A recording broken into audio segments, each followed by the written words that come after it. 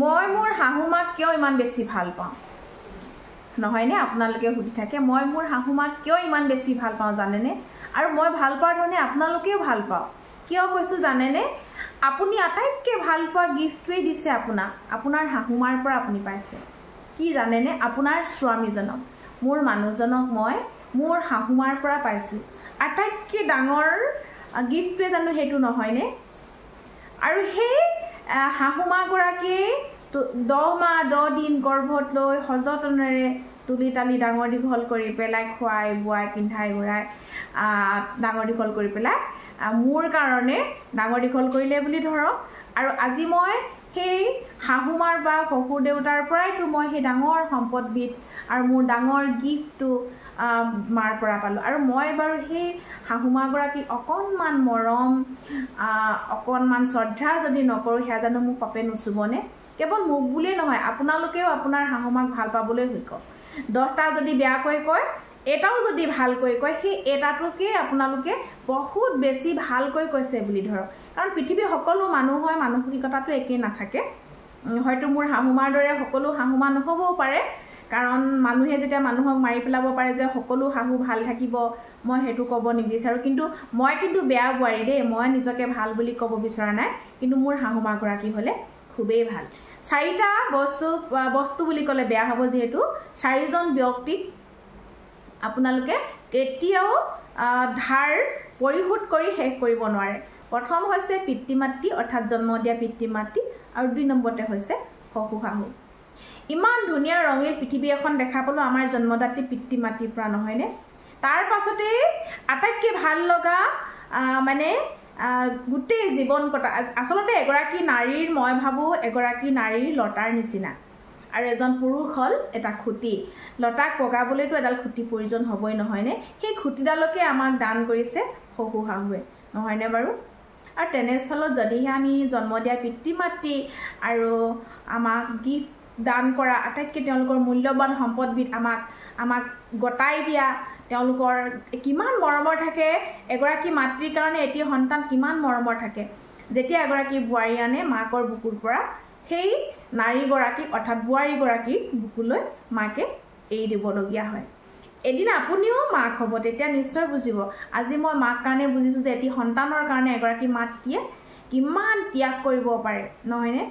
আটাইতকৈ ভাল লগাখিনিকেই বোৱাৰী গৰাকীৰ ওচৰলৈ পঠিয়াই দিছে চাওকচোন তেনেস্থলত যদি আমি সেই শহু শাহুক যদিহে আমি অৱহেলা কৰোঁ মৰম শ্ৰদ্ধা নকৰোঁ তেনেহ'লে যেন আমাক পাপে নুচুব নহয়নে ভগৱানটো আছে আমাৰ ওপৰলাজনে সদায় চাই আছে আপুনি যেনে কৰ্ম কৰিব তেনে ফলেই পাব মই ভাবো দেই হেয়া আপোনালোকৰ মতে কি নাজানো কিন্তু মই মোৰ শাহুমাক মই আৰু মোৰ পিতৃ মাতৃ যিয়ে মোক জন্ম দিছিলে তেওঁলোকতকৈও মই এতিয়া মোৰ শহু শাহুক মই বেছি ভাল পাওঁ বুলি ক'ব লাগিব আসলতে জন্ম দিয়া পিতৃ মাতৃটো হেয়াটো মা দেউতাই হয় হেয়া মই আই পিতাই বুলি কওঁ দেই হেয়াটো আই পিতাই আৰু ইয়াত আহি পেলাই যেতিয়া বোৱাৰী হলো বোৱাৰী হোৱাৰ পাছত যেতিয়া শহু শাহু পালো হেয়াও কিন্তু জন্ম দিয়া পিতৃ মাতৃতকৈ কোনো গুণেই কম নহয় সেইকাৰণে বয়স হৈ অহাৰ লগে লগে আপুনি বোৱাৰী হৈ অহাৰ লগে লগে পিতৃ মাতৃক শ্ৰদ্ধা আৰু মৰম কৰিবলৈ শিকক কিমান আশাৰে এগৰাকী শাহুৱে বাচ্চাই থাকে নহয়নে যে মোৰ এটা ল'ৰা আছে এদিন বোৱাৰীজনী আনিব মোক ধুনীয়াকৈ খুৱাব পিন্ধাব মানে আদৰ সাদৰ কৰিব তেনেকুৱা এটা আশা লৈ পেলাই প্ৰত্যেকগৰাকী মাতৃয়ে থাকে জানেনে যদি তেনেকুৱা এটা আশা লৈ থকা পাছত আমি বোৱাৰীসকলে আহি পেলাই যদিহে তেওঁলোকৰ আশাত চেঁচা পানী ঢালি দিওঁ তেতিয়া বাৰু আমাক সঁচাকৈয়ে পাপে চুব জানেনে এচাম লোক আছে শহু শাহুসকলক আৱৰ্জনা বুলি ভাবি পেলাই তেওঁলোকে বৃদ্ধাশ্ৰমত ৰাখিবলৈ চেষ্টা কৰে মই মধ্যবিত্ত লোকৰ কথা কোৱা নাই দেই হেয়া ধনী মানুহখিনিৰ কথা কৈছো কিন্তু দুখীয়াৰ একেবাৰে নিম্ন যিখিনি নিম্ন শ্ৰেণীৰ একেবাৰে তলৰ খাপৰ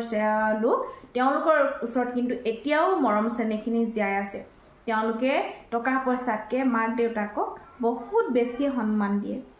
হেতু এটা কিন্তু মানে আপোনালোকে যদিহে